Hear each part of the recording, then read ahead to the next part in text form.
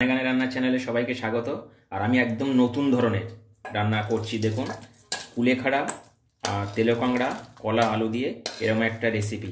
এটা যারা পেশেন্ট তাদের জন্য এই রেসিপিটা দেখুন, একদম এরকমই হবে রান্নাটা, কিন্তু একটু কালচে টাইপের হবে, কিন্তু খেতে খুবই দারুণ বন্ধুরা।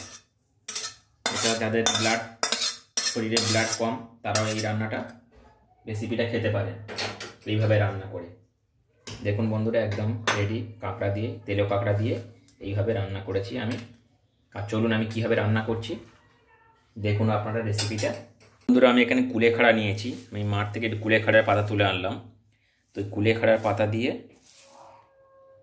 আর কাঁকড়া দিয়ে রান্না করব, এর সাথে আরও কিছু দেব। তো কুলেখাড়ার পাতাগুলো ভালো করে ধুয়ে আমি কেটে নেব। এগুলো আমি মাঠ থেকে তুলে আনলাম এখন। তো এইগুলো দিয়ে কুলেখাড়ার পাতা দিয়ে কাঁকড়া রান্না করবো। আপনাদেরকে বলেছিলাম কাঁকড়া রান্না করে দেখাবো, তাই আমি কুলেখাড়ার পাতা নিয়েছি। বন্ধুরা, কুলেখাড়াটা এইভাবে কেটে নিয়েছি, কুচু কুচু করে নিয়েছি। আর নিয়েছি কলা কেটে নিয়েছি দুটো, আর আলু নিয়েছি একটা, একটু কাঁচা লঙ্কা নিয়েছি, আর কাঁকড়া এখানে দেখুন কেটে নিয়েছি, একটু আদা পেস্ট করে নিয়েছি। তো বন্ধুরা, কুলেখাড়ার উপকার গুণাগুণ সম্পর্কে আপনারা নিশ্চয়ই জানেন। কুলেখাড়া ব্লাড বাড়ায় এবং যাদের ব্লাড কম তাদের জন্য খুবই উপকারী। আর জন্ডিসের সময় এই কিন্তু কুলেখাড়ার রান্না করে খেতে হয়, বা কুলেখাড়ার জুস বার করে খেতে হয়। কুলেখাড়ার খুবই গুণাগুণ। কুলেখাড়া যে খুশিভাবে রান্না করতে পারেন, যেমন খুশি তেমনভাবে রান্না করা যায়। তো চলুন বন্ধুরা, কুলেখাড়াটা আমি এখন কাঁকড়া দিয়ে রান্না করে দেখাবো। এটা আমি খেতাম ছোটোবেলা, আমার মা খাইয়েছিল। জন্ডিস হলে এরকমভাবে রান্না করতে হয়। বন্ধুরা, কড়া বসিয়ে দিয়েছি, আর আমি এখন দিয়ে দেবো তেল দিয়ে দেব ভাজার জন্য। একদম কম তেলে রান্না করব, যেহেতু এটা পেশেন্টদের খাবার, অসুস্থ লোকেদের জন্য এই রেসিপিটা।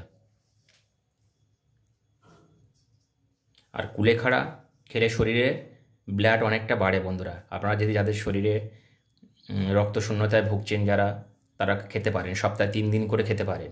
এটা খুবই উপকারী, হিমোগ্লোবিন বাড়াতে খুবই সাহায্য করে কুলেখাড়া। গরম হয়ে গেছে, আর আমি দিয়ে দেবো এখানে কেটে রেখেছিলাম আলুটা ভেজে নেব।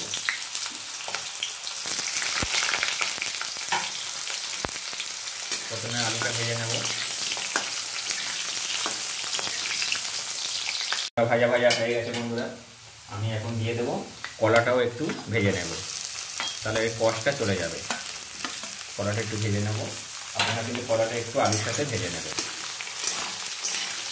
কলাটা একটু সবসময় আলুর সাথে ভেজে নিলে কী হয়, এর যে কষটা থাকে কষটা বেরিয়ে যায়। কাটার সময় তো আমি হলুদ এবং নুন জলের মধ্যে দিয়ে রেখেছিলাম, তাও কলাটা সবসময় একটু ভাজবেন আপনারা। ভাজা হয়ে গেছে আলু আর কলাটা, তো আমি এখন তুলে নেব। একদম হয়ে গেছে, তো আমি এখন তুলে নেব।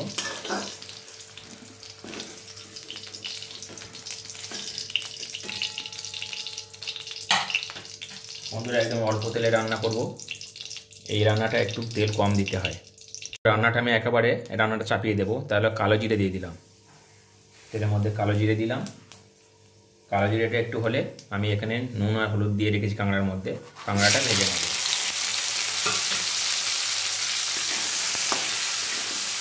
কাঁকড়াটা একদম ভালো করে ভেজে নেব।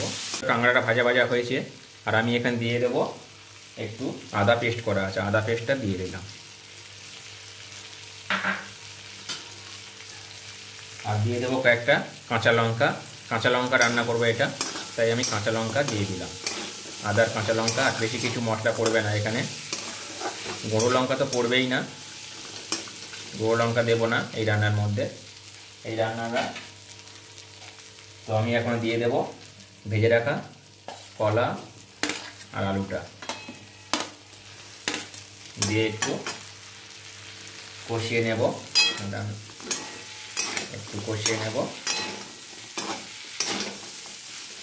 আমি এখন দেবো অল্প করে লবণ দিয়ে দেব, আর এখন দিয়ে দেব শাকগুলো বন্ধুরা দিয়ে ভালো করে এর সাথে ভাজতে হবে, তাহলে শাকের যে গন্ধটা, সেই গন্ধটা কিন্তু একেবারে চলে যাবে। এইভাবে আমি শাকগুলো কেটে রেখেছিলাম, শাকগুলো দিয়ে দিলাম,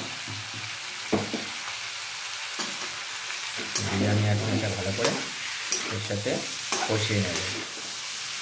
বন্ধুরা এই রান্নাটা কিন্তু খেতে খুবই দারুণ লাগে। সবাই ভাবছেন যে শাক দিয়ে কাঁকড়া, আপনারা হয়তো জানেন না কুলেখাড়া দিয়ে এই কাঁকড়াটা খাওয়া যায়। এটা দেশি কাঁকড়া। এই কাঁকড়াটা ডাক্তারেরও খেতে বলে।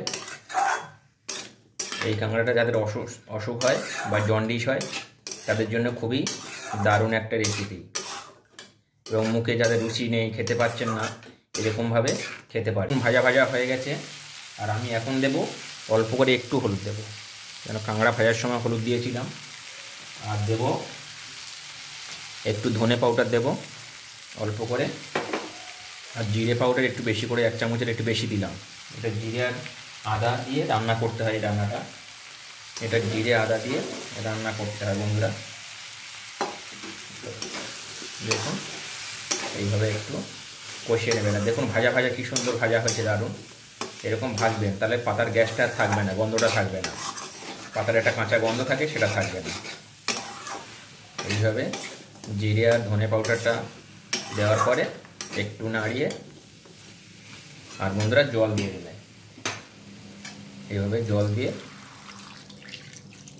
ফুটতে দেবেন, পরিমাণ মতন জল দেবেন, বেশি জল না, এটা মাখা মাখা হবে। আর এটা বন্ধুরা খেতে ফাটাফাটি লাগে এই রান্নাটা। যদি কোনো দিন এই কাঁকড়া পান আপনারা, একবার রান্না করে দেখবেন, তাহলে বুঝতে পারবেন কেমন লাগে। যদি না ভালো হয় তখন আমাকে নয় দুটো বাজে কথা বলে কমেন্ট করবেন। তো আমি এটা এখন হতে দেব, এটা আমি ঢাকা দিয়ে দেবো। এটা আমি ঢাকা দেবো 10 মিনিটের জন্য, হতে দেব। খুলে দেখব 10 মিনিটের বেশি হয়ে গেছে। দেখুন কেমন হয়ে গেছে একদম, আর কালারটা কেমন হয়েছে দেখুন, এরকম হয়েছে কালার। বন্ধুরা এটা কিন্তু খেতে খুবই ভালো লাগে, ভাত দিয়ে মাখিয়ে যদি আপনারা খান, খেতে কিন্তু ফাটাফাটি লাগে বন্ধুরা। বিশেষ করে অসুস্থ লোকেরা, এটা যারা পেশেন্ট তারা খেতে পারেন, আর যাদের শরীরে ব্লাড কম আছে তারাও খেতে পারেন এই রেসিপিটা। একদম রেডি হয়ে গেছে বন্ধুরা। আমি আর একটুখানি ফুটিয়ে নামিয়ে নেব। কোনো মশলা না, একদম সিম্পল রান্না এটা, কুলেখাড়া দিয়ে সিম্পল রান্না। আপনারা এইভাবে বাড়িতে ট্রাই করতে পারেন বন্ধুরা। আমি দেখালাম, হয়তো আপনারা আমাকে ভাববেন পাগল, শাক দিয়ে কাঁকড়া রান্না করছে, কুলেখাড়া দিয়ে এই কাঁকড়াটা রান্না করা যায়। সব কাঁকড়া কিন্তু রান্না করা যায় না। আমি আবারও বলছি, সব কাঁকড়া কুলেখাড়া দিয়ে রান্না করা যায় না।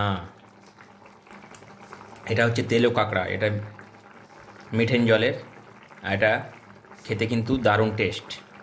নোনা কাঁকড়াগুলো হয় না, চিতি কাঁকড়া আর সমুদ্র কাঁকড়া দুটো আলাদা। আর এটা হচ্ছে তেলো কাঁকড়া, দেশি কাঁকড়া, এটা দিয়ে কুলেখাড়া রান্না করা যায়।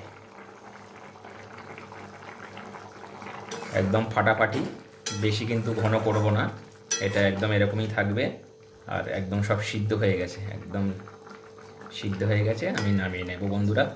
বন্ধুরা কেমন লাগলো আমার রেসিপি? যদি ভালো লেগে থাকে প্লিজ আমার চ্যানেলটা সাবস্ক্রাইব করবেন এবং পাশে থাকা বেল আইকনটা ক্লিক করবেন। একটা লাইক কমেন্ট করবেন, তাহলে ভিডিও বানানোর মোটিফিকেশানটা বেড়ে যায় অনেকটা। বাই বাই, টাটা, আবার দেখা হবে নতুন রেসিপি নিয়ে।